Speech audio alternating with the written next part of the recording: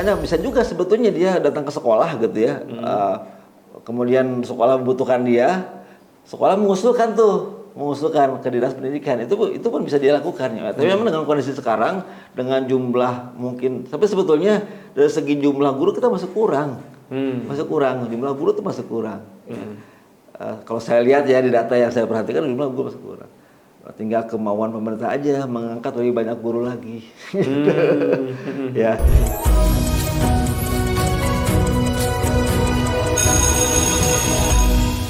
Nah, Pak Asep. Gimana kabarnya Pak Ageng? Alhamdulillah. Nih ngomong-ngomong Pak Asep, kemarin saya baca berita Pak Asep. Ya. Yang beberapa Saya sambil ini Pak Ageng ya, sambil klik RPP. Itu Pak Asep, ada guru honorer yang pas ajaran baru, ternyata dia malah jadi udahan, nggak ngajar Pak Asep. Ya. Ini gimana nih Pak Asep? Saya kalau kita yang jadi guru sedih banget itu Pak Asep. Gimana Pak Asep? Emang itulah yang terjadi ya Pak Ageng ya.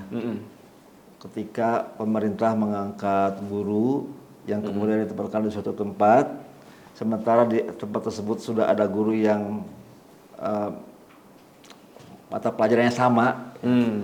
Nah guru yang ditempatkan kan wajib dia mendapatkan jam mengajar, apalagi kalau sudah bersertifikat ya, itu minimal 24 jam. Nah, akibatnya guru yang walaupun sudah lama mengajar di sana, itu mau tidak mau harus keluar. Biasanya ada kebijakan lain sih dari sekolah, dia akan diminta pelajaran ngajar yang lain.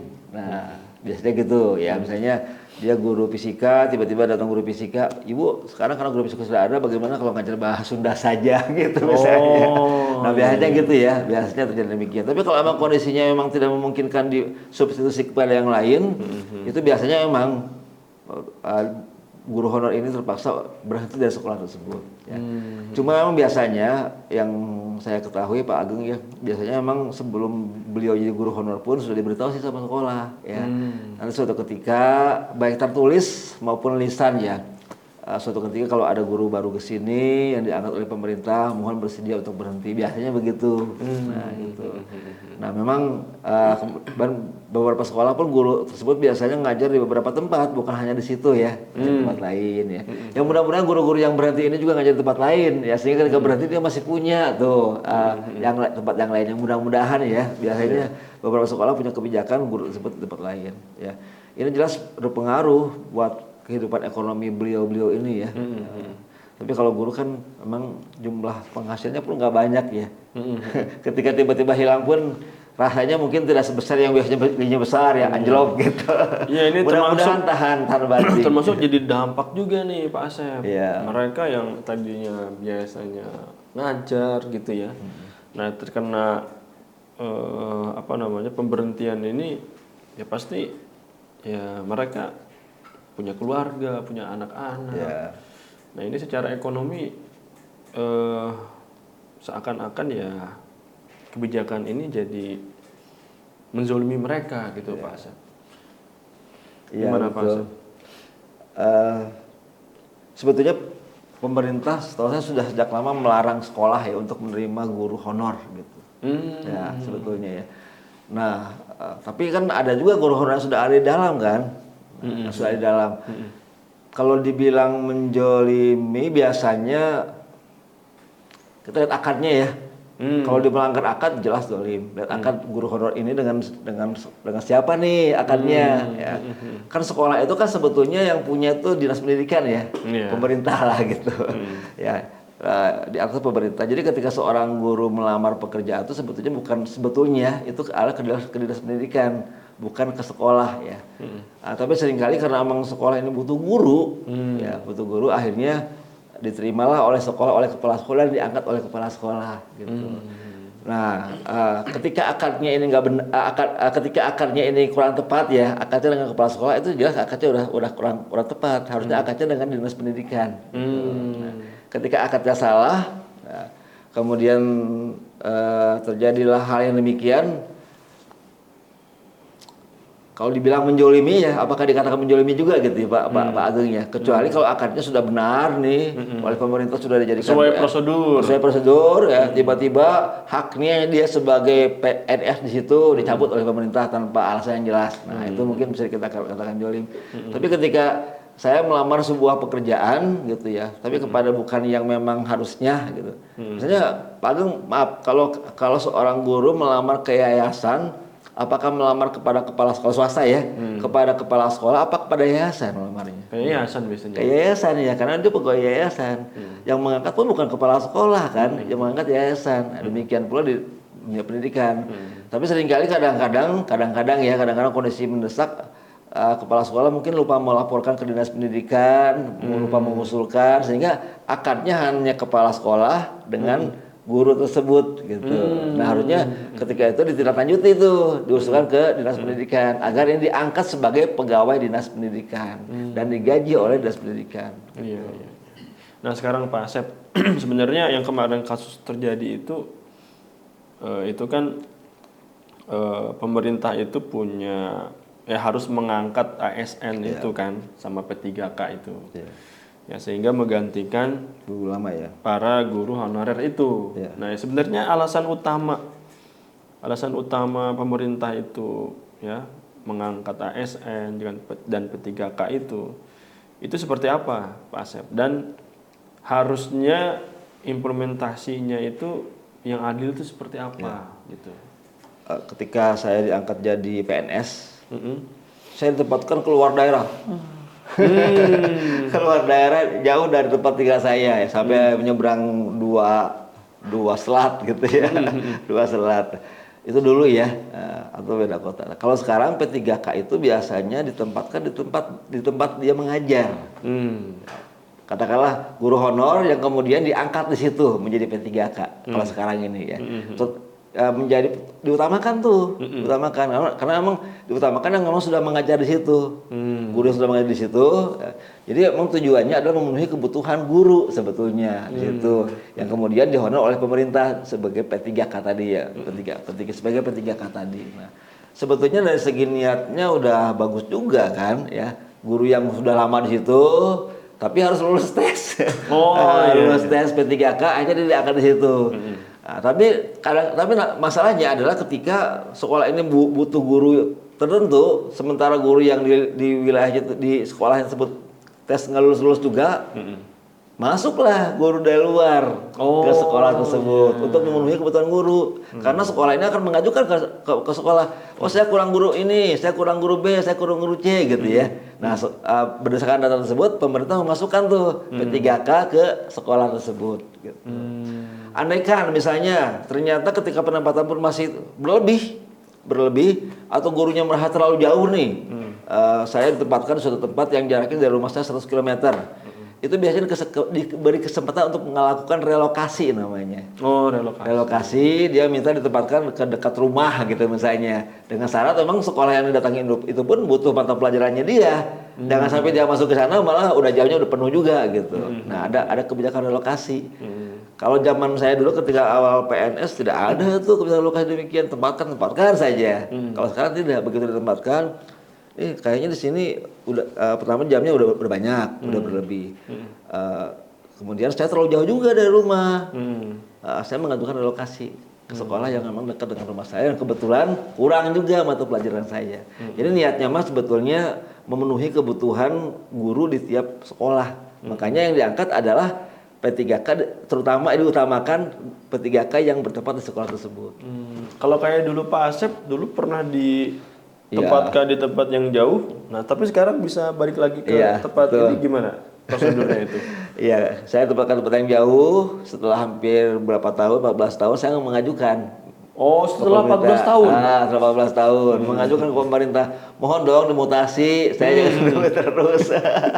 Ingin dekat rumah gitu. Memang ada batas waktunya? Enggak? Tidak. Tidak ada? Tidak, ya. Oh, iya. Nah kalau P3K begitu diangkat, dia bisa langsung relokasi. Oh gitu. Oh, saya nih sekolah ini guru matematik kok udah banyak banget. Saya cuma kebagian 5 jam pelajaran nih. Sementara saya udah dapat sertifikat. Saya mau relokasi aja lah gitu. Nah, saya akan mencari tuh sekolah-sekolah yang dekat sekitar rumah saya, yang memang kurang guru matematika gitu misalnya. Buatlah kebutuhan dari guru tersebut, akhirnya bisa relokasi. Ada kesempatan tuh, ada waktu relokasi sekian beberapa saat lah gitu.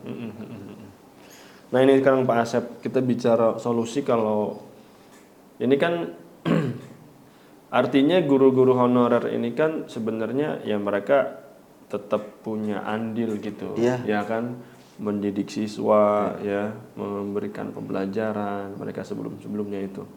Nah ini peran Dinas Pendidikan kira-kira apa nih Pak Asep nih, supaya guru honorer ini ya punya tempat juga, punya wadah juga, jangan sampai nggak ada solusinya Pak Asep. Kira-kira seperti apa?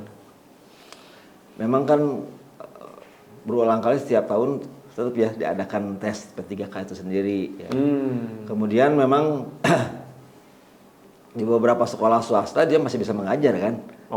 Kemudian ada juga upaya sekarang peningkatan kompetensi ya guru-guru tersebut oleh pemerintah ya untuk meningkatkan kemampuan dia di bidang pendidikan ya. Dia bisa makanya bisa juga sebetulnya dia datang ke sekolah gitu ya.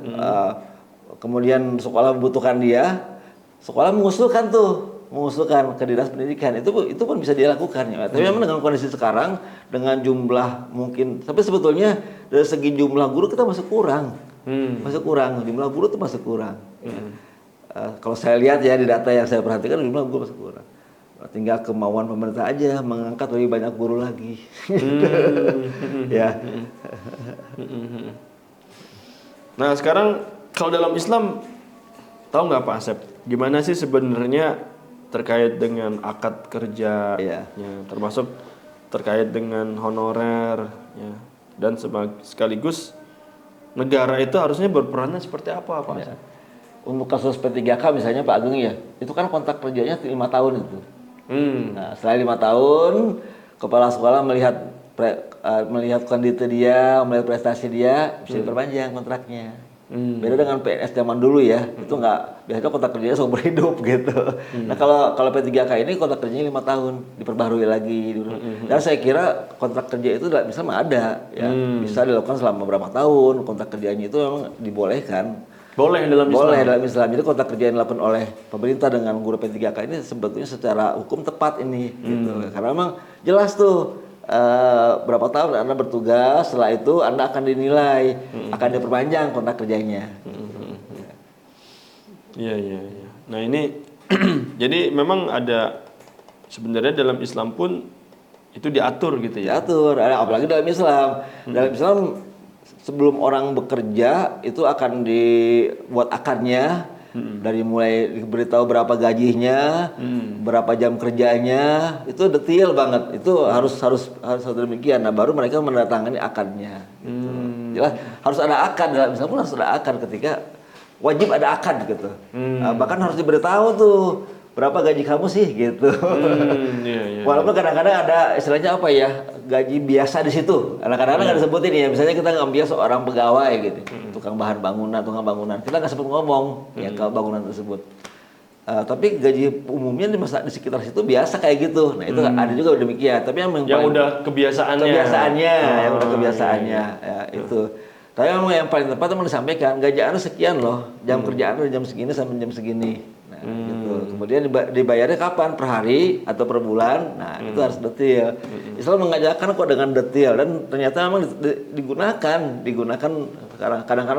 kadang-kadang kita yang informal yang kadang-kadang kurang menggunakan ya. Tapi kalau untuk melihat kasus P3K ini memang digunakan bagaimana kontrak kerja itu dibuat ya sebelum seorang guru bekerja gitu. Nah, demikian seperti halnya dalam Islam gitu ya.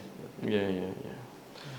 Nah, termasuk ini ya Pak Asep, terkait dengan apa namanya, kalau di sistem sekarang ini secara efektifnya gimana ya Pak Asep ya, penerapan akad kerja ini, terutama dalam masalah ini guru-guru ini gitu. Jangan sampai ya terjadi lagi lah kesedihan ini beberapa guru Betul. ya gitu kan yang di tahun ajaran baru ya ternyata mereka malah berhenti nggak ngajar gitu Pak. Oke, jadi memang akadnya harus sekali lagi harus jelas. Di situ ada klausul-klausul tertentu ya. Misalnya Anda akan diberhentikan lah dalam tanda kutip ketika ada guru baru masuk. Nah, jadi ketika akan menandatangani sudah tahu konsekuensinya saya sebagai guru honor. Gitu. Jadi Anda akan diberhentikan ketika ada guru masuk yang membutuhkan jam. Nah, sementara sama dengan Anda pelajarannya. Jadi semua akan tersebut ada semua. Jangan sampai itu nggak ada tuh kayak demikian tuh. Ya, gitu. Bahkan maaf ketika datang guru baru udah tahu nih si guru honor saya sebentar lagi berhenti nih. Nah, jadi nggak ada kasus kemudian dia mempersiapkan diri lah, mungkin ngelamar ke tempat lain ya, ngelamar dan sebagainya. Itu yang terpenting di akad tuh harus jelas banget. Yang menjadi masalah itu seringkali ini di akad ini nggak diperhatikan dengan baik. Oh jadi guru ya, silakan masuk mulai ngajar di kelas itu sudah gitu. Ada honornya sekian ya. Nah, itu yang tidak islami juga, secara Islam aja udah nggak islami gitu. Jadi menurut akad Anda punya kompetensi ini dan ada konsekuensi ini, Anda akan dipotong bansos, dipotong ini gajinya gitu ya. Kemudian yang misalnya kayak tadi itu bahwa Anda akan diberhentikan ketika ada guru yang masuk ke sini gitu. Misalnya salah satunya misalnya gitu. Nah, dengan demikian tidak akan dijolimi di situ karena akad tersebut kan ditertangani oleh biasanya gitu, minimal itulah ya yang lakukan. Nah terakhir nih Pak Asep, kalau bagi komunitas guru ya, ini sebagai bentuk solidaritas ya, kira-kira apa yang harus dilakukan Pak Asep? Jelas dia sebagai komunitas guru kayak PGRI dan sebagainya, ya dia harus mengadvokasi, membela para guru ini ya.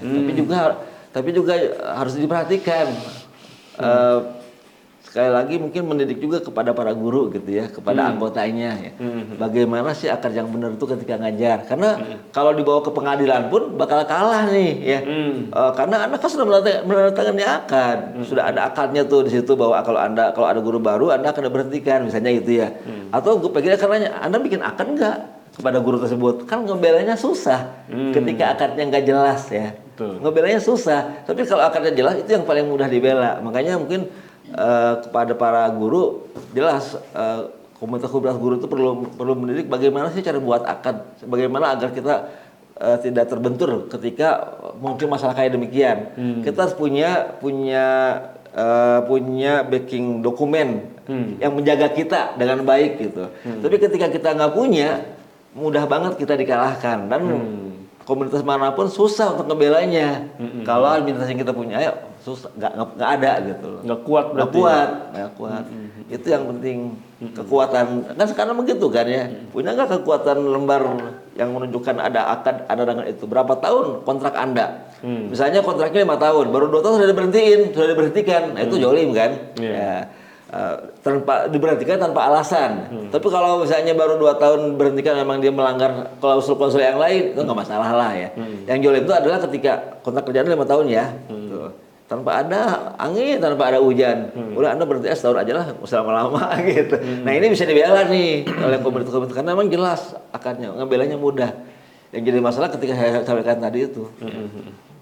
Kalau kayak misalnya butuh juga nggak para komunitas guru ini meningkatkan emang kapasitas guru honorer itu biar bisa ke P3K itu, Pak Asep? Betul. Memang secara tesnya itu susah ya, apa gimana ya, Pak Asep? P3K ya saya kan nggak ikut tes ya. tapi insya Allah sih ketika guru tersebut belajar, sekarang banyak tempat belajarnya kan, tinggal dibuka di YouTube. Dan apalagi sekarang pemerintah menyediakan yang namanya yang guru yang sudah punya NUPTK yang sudah punya itu mudah dia bisa belajar ya. Atau dia bisa membuka apalagi dia sudah punya akun guru tuh, dia bisa membuka berbagai macam pembelajaran yang bisa meningkatkan kompetensi dia. Sekarang kan banyak banget ya guru-guru yang kompetensinya meningkat hanya dengan belajar di daring ya, dengan daring ya. Memang guru harus meningkat dan saya perhatikan dengan kurikulum yang baru ini pemerintah kayaknya berusaha nih meningkatkan kompetensi para guru. Dia nggak peduli guru dari mana, yang penting lulus tes guru penggerak, nah masuk dia tingkatkan kompetensinya ya. Makanya ada guru yang dari gunung mana yang kalau belajar pun harus naik pohon kelapa karena sinyalnya nggak masuk gitu ya. Nah, tapi dia bisa berprestasi karena ketika dia menjadi guru penggerak yang mendapatkan kompetensi tertentu gitu. Nampaknya nih untuk peningkatan kualitas guru.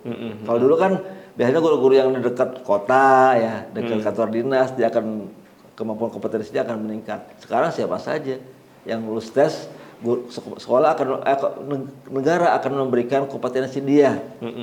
Sampai saat sekarang guru penggerak itu masih gratis kan, nggak berbayar gitu. Misalnya ya, ini misalnya. Baik Pak Asep, terima kasih nih atas waktunya, atas wawasannya dan sarannya. Ini sangat bermanfaat banget ya untuk kita. Mudah-mudahan ada solusi terbaik ya dari betul Pak pemerintah. Agung. Ya kita prihatin ya dengan teman-teman guru itu luar biasa. Nah, yang penting pesan saya ketika kita mau bekerja, tolong perhatikan tuh terutama akadnya. Akad itu harus diperhatikan baik-baik ya. Jangan sampai kita gara-gara akad kita nggak rapi, akhirnya kita salah bukan karena jangan belum menyangka orang lain, bisa jadi gara-gara salah kita akad yang nggak jelas ya, kurang jelas. Maka perhatikan dulu akad, kita udah punya kompetensi, jangan murah mareh gitu ya. Nah, kalau akad sudah jelas, silakan langsung. Ya jadi, Agung, bel nih ya. Mohon maaf ya. Ya, silakan Pak Asep. Kapan-kapan kita ngobrol lagi deh. Saya bahagia banget bisa ngobrol dengan Pak Agung. Jadi awet muda. Oke Pak Asep. Assalamualaikum. Oke, Waalaikumsalam warahmatullahi wabarakatuh.